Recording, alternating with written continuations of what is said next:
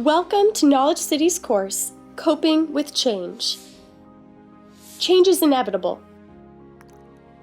Whether it's a planned or unplanned change, at some point in your life, you will need to know how to manage the changes that come your way. The fact that you are taking this course already puts you ahead of the game because you are acknowledging that change exists and that you must deal with it.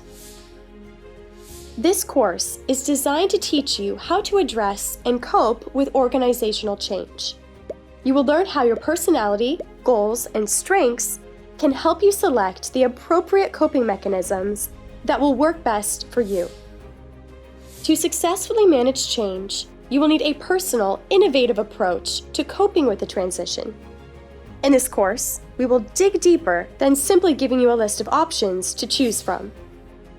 By the end of this course, you will understand the different types of change and be able to determine where you are in the life cycle of a change and how to evaluate its impact, assess the best way of succeeding during a change based on your individual strengths, goals, and values, think outside the box to identify and address uncommon types of change, and build a toolbox of skills and approaches for coping with change in real time.